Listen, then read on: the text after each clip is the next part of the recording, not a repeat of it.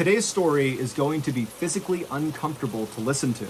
And at the end of the story, I'm going to show you a video that is highly distressing.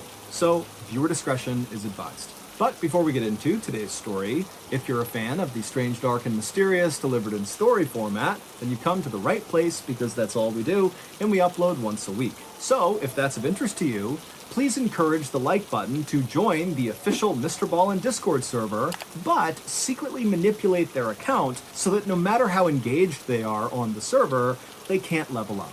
Also, please subscribe to our channel and turn on all notifications so you don't miss any of our weekly uploads. Okay, let's get into today's story.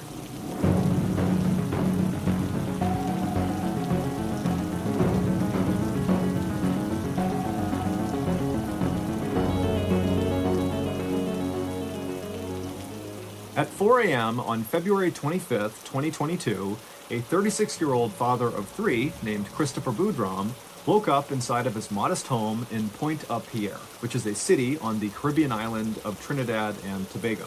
After quietly getting out of his bed so as not to wake up his wife, who was still asleep, Christopher walked into the other room and did his typical morning exercise routine, and then afterward, he made himself some breakfast in the kitchen, and by 5:30 a.m., he was out his front door, into his car, making the commute to work. Christopher was a professional scuba diver, and he had been for over 10 years. Commercial diving is a very broad field to work in, but generally, it meant that Christopher was paid to do various tasks underwater, things like inspections or welding or just moving equipment around. For the last 8 months, Christopher had been fortunate enough to be working for a company that was located just 2 minutes' drive from his house. It was an oil and gas company called Perea Fuel. And Christopher's duties at Perea Fuel centered primarily on the upkeep and maintenance of several of these underwater pipelines that Perea Fuel used to get the oil off of their ships and onto land where it could be processed. These underwater pipelines, of which Perea had at least 6, were basically U-shaped. They had these 2 vertical sections on either end that would jut out of the water. And then connecting these 2 vertical sections was a 1,200-foot long section of pipe that ran along the seabed at roughly 60 feet below the surface. And so one of these vertical sections was out at sea, so 1,200 feet off the coast, and ships would literally come by this opening to the pipe that was out of the water, and they would dump their oil into this opening. The oil would go down, it would shoot across this long horizontal section, and then go up the other vertical section much closer to shore, where workers could collect the oil and bring it onto land to be processed. So on this particular day in February of 2022, when Christopher arrived at Perea Fuel, he was not surprised at all to find out that he and his diving colleagues would be doing some maintenance on one of these underwater pipelines. However, there was something unique about the particular pipeline they'd be working on. It was called Berth Number 6, and unlike the rest of Perea Fuel's underwater oil transport pipelines, this one had not been active since 2018. So for the past 4 years, it had just sat idle. Now, this was on purpose. For whatever reason, the company had decided not to use Berth Number 6, and so they put it into a sort of storage mode, where the vertical section of Berth Number 6 that was out at sea was untouched. It was still just poking out of the water, no changes. However, the other vertical section of Berth Number 6 that was closest to shore was first plugged up, like imagine putting a cork inside of a wine bottle. That's basically what they did to this vertical section, except they used this huge inflatable cork. Imagine like a huge pool toy. They basically jammed it inside of the vertical section, and then they inflated it so much that it was completely airtight inside of this pipe.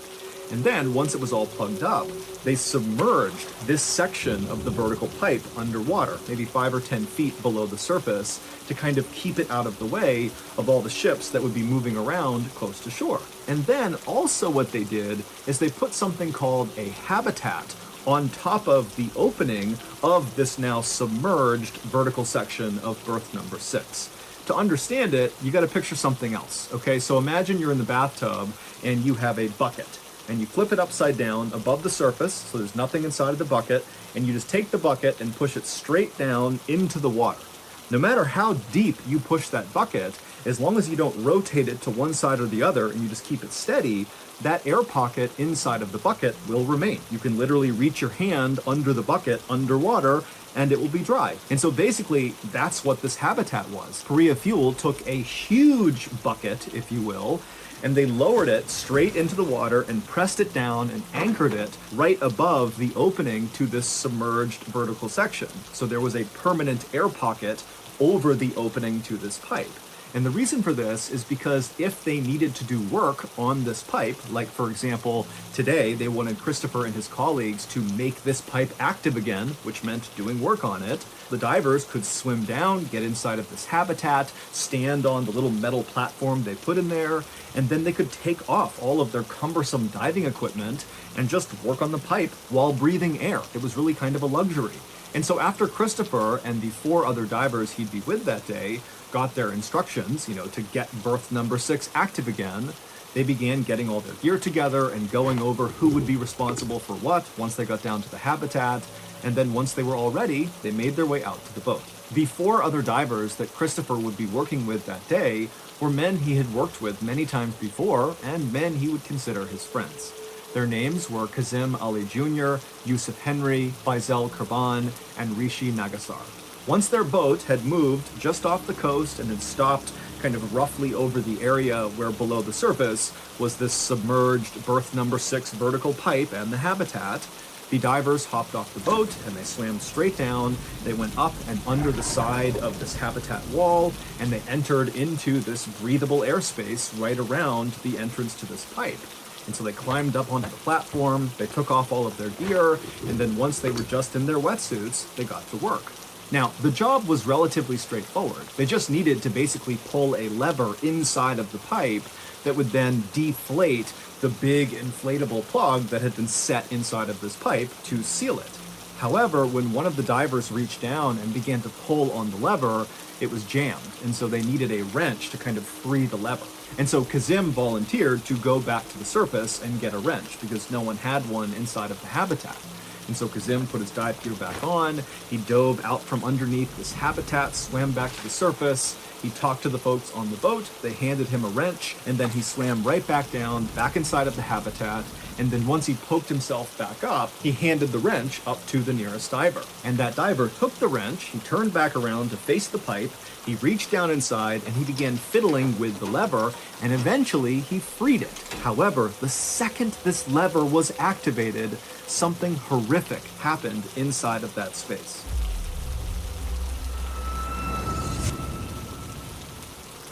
This is not a normal ad. I am not trying to get you to buy anything. Instead, I want you, all you fans of the strange, dark, and mysterious, to join our Discord server. It's completely free. Really, totally free. And if you don't know what Discord is, don't worry. I learned about it like 2 months ago. It's a totally free to download app that allows communities to get together in one centralized place, and ours is awesome. Once you click on the Discord invite link in the description below, you'll be brought through a very simple onboarding process, and then boom, you're in. And if you have any issues along the way getting set up, we have incredible moderators and people in the community that are ready to help you. And then once you're all set up, just start participating. There's so much to do in there. There's all these different forums and voice chats. There's live digital campfire storytelling that members are self-organizing. I'm seriously on there all the time, happy to chat with you. And the more you engage with the server, the faster you level up. You come in at level 1 with certain privileges, and the top level is level 100, and along the way, each level offers real-life rewards that are specifically tailored to fans of the strange, dark, and mysterious, and I can promise you some of the upper-level rewards are pretty good. Also, we will be using Discord as the place we go to drop announcements, whatever it is, whether it's a new event or a new product or anything to do with our universe, we're going to Discord first, and we have a lot of huge things planned over the next couple of years, and so it really benefits you to be in the know. And again, all you gotta do is join the server. So if you're a fan of the strange, dark, and mysterious, click the Discord invite link below in the description, or click on any of the Discord invite links in my social media bios and join up, and then start participating and work your way towards level 100.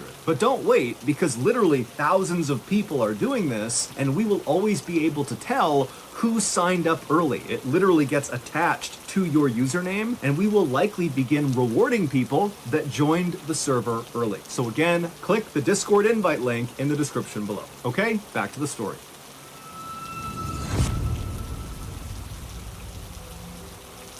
We don't know exactly how this happened or what exactly could have been done to prevent it, but in short, the second that lever was activated, it began to deflate this big cork that had been plugging up this inactive pipeline for the past 4 years. And when that happened, it broke the seal, and suddenly all this low pressure air that was sitting in 1,200 feet of pipeline made contact with the extremely high pressure air that was inside of this habitat. And air likes to go from high pressure to low pressure. And so the second that seal was broken, the high pressure air in the habitat expanded down into the pipe. But this happened so quickly. It was almost instantaneous. It was almost like the pipe opening became the world's strongest vacuum, and it sucked everything inside of the habitat, all the air, all the equipment, all 5 men into the pipe, and it also began sucking in seawater. Basically everything was going in this pipe. And so these 5 men, they don't have their scuba gear on, went from just standing outside the pipe to feet first flying into this pipe with all of their heavy equipment all around them, and there's seawater all over them. They're holding their breath, and so they get sucked down the vertical section, they turn the corner, and they get rocketed out to sea. They are on the 1,200 foot long section, the horizontal section, just blazing a trail.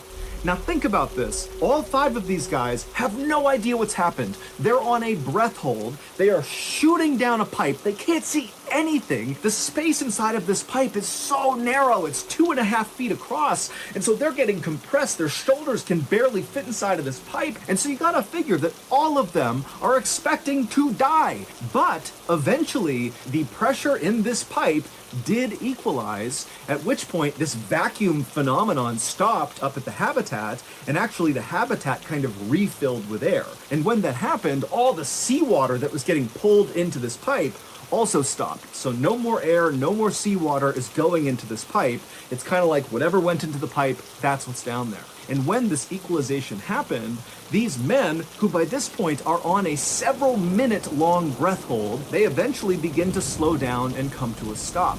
And by some miracle, they came to stop in a section of this horizontal pipe that was not totally flat to the seabed. It was slightly elevated, which meant there was a small air pocket where they stopped.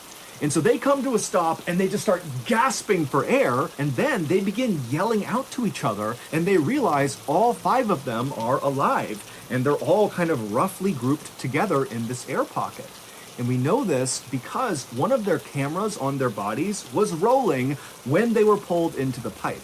And so we can't see anything because it's pitch black inside of this pipe, but we can hear them talking to each other once everything stops. And so over the course of this kind of chaotic initial volley of communication up and down the pipe, where again, these guys are on their backs, they can't move at all. They're completely kind of trapped in position. And even though they're in an air pocket, there is water kind of close to their face. And so they have this little area to breathe in. They're panicking, they're screaming at each other. But in this volley, they're able to figure out that Christopher was the closest to the way they had come into the pipe, meaning his head was closest to the vertical section closest to shore, and all 4 other men were right below him. And so Christopher knew if they were going to get out, their best chance was to backtrack, head towards the way they came in, which meant Christopher would have to lead them. And so Christopher kind of found it within himself. Again, we can hear him on audio, and he told the others to calm down and link their feet onto the person below them's shoulders. And so to do that, the only way these guys could move in this tight little pipe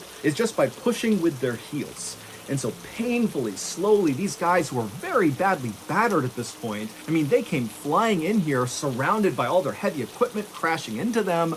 Guys had broken bones, they were really badly beat up, but they finally make their way until they're all linked, feet under each other's shoulders. And then Christopher, in the lead, began kind of going in reverse, inching their way up the pipe back towards the way they came in. Now, the reason they felt strongly that they needed to act right away and not wait for rescue is because they didn't really understand how this had even happened. They didn't know if at any moment more water was going to pour into this pipe. They also understood that there was limited air, and at some point they would suffocate. And so with that in mind, they begin this journey. And right away, Christopher reaches the first flooded section of the pipe. Now, you have to understand, they have no idea how long this flooded section of pipe is. And so once you start moving into this flooded section behind you, once you go underwater, you're either going to find another air pocket at some point, or you're going to drown. And so it would turn out that only Christopher and the guy right below him, Faisal, were willing and physically able to attempt this potential suicide mission. And so the others, they began panicking. The others who were not going to go, and they're screaming out for Christopher and Faisal not to leave them. You can hear it on audio. But Christopher and Faisal, they felt strongly that somebody has to go to the surface and get help. And so Christopher and Faisal, linked together, begin inching into this flooded section of pipe. Pitch black, they have no idea what's going to happen. They're slowly going under the water, and they just begin inching their way on a breath hold. And by some miracle, this first flooded section they entered into was not very long. And so both Christopher and Faisal were able to barely, coughing and gagging, get out the other side into yet another air pocket. And by an even bigger miracle, in that new air pocket, Christopher, above him, he managed to get one hand above his head, he felt scuba tanks, 2 of them. And he was able to take one of them and somehow force it past the side of his body down to Faisal. And so both men suddenly had an air tank. Now they had to kind of awkwardly pin the tank above their head. These tanks are not light. If you've not scuba dived, it's like pushing a pretty heavy weight. And they had the regulator, so the mouthpiece that actually gives you the air in their mouths, but they couldn't really hold the mouthpiece in place. It was this very awkward thing they were going to do, but this meant they could now enter much longer flooded sections of pipe and potentially make it out the other side. And so with their air tanks on top of their heads and their mouthpieces in their mouth, ripping down as hard as they can with their teeth, they continued to inch along with their heels, and they entered into more and more of these flooded sections of pipe. As they're doing this, they know they have a scuba tank, but they have no idea how much air is in these tanks. They can't see the gauge. And so it's kind of the same thing as going in on a breath hold. You don't know when you're going to run out of air because you don't know how long these flooded sections are. So you can only imagine how terrifying this must have been. But they kept on going and going, and finally, after hours of this, that Christopher and Faisal are going through these terrifying stretches of, hoping they can hold on to that mouthpiece and hoping they got enough air. They'd get through these flooded sections, hit the next air pocket. After hours of doing that, they reach this air pocket where Faisal starts to kind of lose it. And he starts yelling to Christopher in the total dark to stop, but he didn't have a reason, and Christopher could kind of sense that, Faisal is starting to lose it and we're running out of time here. And Christopher, he can hear the other divers that they had left behind in the beginning screaming out all the way back down the pipe. And so Christopher, he stayed composed and he tried to get Faisal to calm down and come with him. But when it was clear he wasn't going to, he told Faisal that, hey, I'm going to keep going alone then. I'm going to get us help and I'll be back for you. And so Faisal, he was still panicking and he yelled at Christopher not to go any further, but Christopher knew he had to go. And so with the sound of his friends screaming out for him to stop, Christopher again cinched down with his teeth on the mouthpiece, continued to push this air tank above his head, and he inched his way closer and closer to the entrance of this pipe. And after reaching a very long underwater section where he knows he's running out of air, his tank hit the kink in the pipe where it went vertical again, which meant right above him was the exit. The habitat is right up there. And so Christopher was able to kind of turn and swim up this vertical section until he popped up. And it was again another air pocket, except the water level in this vertical section was not close enough to the exit of the pipe to actually pull himself out. It was like Christopher was stuck at the bottom of a well, like there's nothing he can do. But luckily there was a chain that was dangling down in arm's reach. And so Christopher grabbed the chain and just had to wait, having no idea if anybody was coming to get them. But eventually 2 rescue divers did get into the habitat and they reached down and they pulled Christopher out of the pipe and they saved him. And when they brought him up to the surface, Christopher saw that Korea Fuel had their emergency response team on site, the Trinidad and Tobago Coast Guard was there, and it's clear they're getting ready to do some sort of rescue operation. And so Christopher, who's totally traumatized, he's badly hurt, he still ran up to authorities and told them, "All 4 of my colleagues are still alive. I heard them banging in the pipes. I know they're in air pockets. You gotta go back down. You gotta save them." But ultimately, the authorities decided it was not safe to send rescuers down into this pipe. And so when Christopher found out they were not going to try to rescue his friends who are literally banging the pipe, he can hear them, he tried to jump back in the water to do it himself. And they stopped him, and then Christopher was rushed to the hospital where once he was admitted to the intensive care unit, he tried to check himself out to go back to the water to save his friends. But again, Christopher was stopped.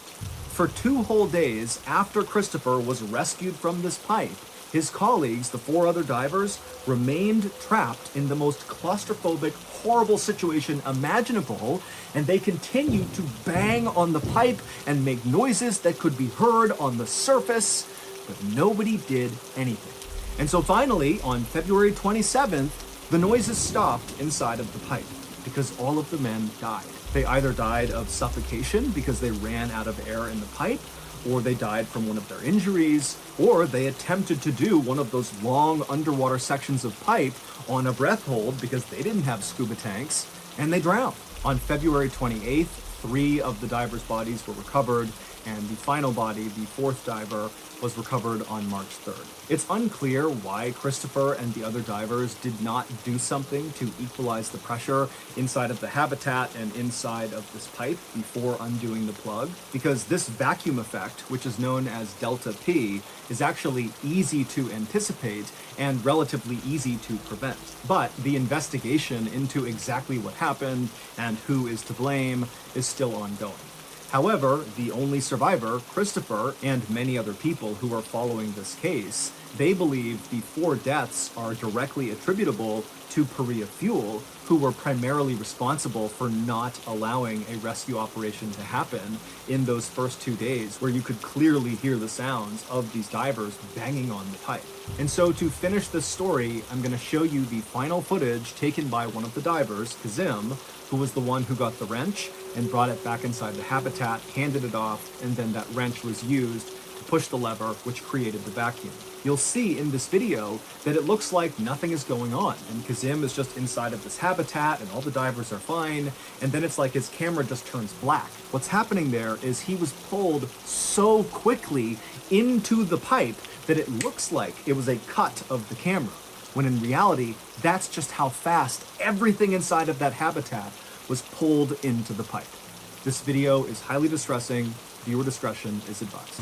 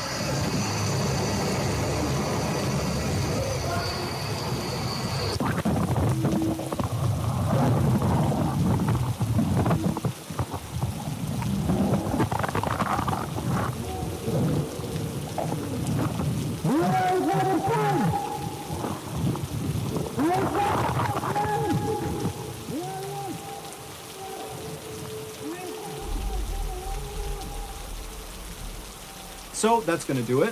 If you got something out of today's video and you haven't done this already, please encourage the like button to join the official Mr. Ballin Discord server. However, secretly manipulate their account so that no matter how engaged they are on the server, they can't level up. Also, please subscribe to our channel and turn on all notifications so you don't miss any of our weekly uploads. We have a podcast called the Mr. Ballin Podcast that puts out brand new exclusive stories on Monday mornings, and on Thursday mornings we put out the remastered audio of our best YouTube videos. Again, the podcast is called the Mr. Ballin Podcast, and it's available exclusively on Amazon Music. Consider donating to our charity. It's called the Mr. Ballin Foundation, and it provides support to victims of violent crime as well as their families. Monthly donors to the Mr. Ballin Foundation Honor Them Society will receive free gifts and exclusive invites to special live events. Go to mrballin.foundation and click on Get Involved to join the Honor Them Society today. We have 2 additional YouTube channels, Mr. Ballin Shorts and Mr. Ballin en Espanol. We put out near daily content on TikTok, Facebook, and Snapchat.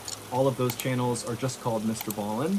If you want to get in touch with me, please follow me on any major social media platform and then send me a direct message. My username is @MrBallin, and I really do read the majority of my DMs. To check out our merch, to join our Discord server, or just see what's going on in the strange, dark, and mysterious community, be sure to check out our brand new website, ballinstudios.com. So whether I see you on Instagram, Twitter, TikTok, Reddit, YouTube, Facebook, other YouTube channels, the podcast, wherever, just know that I really appreciate your support. And until next time, that's going to do it. See ya.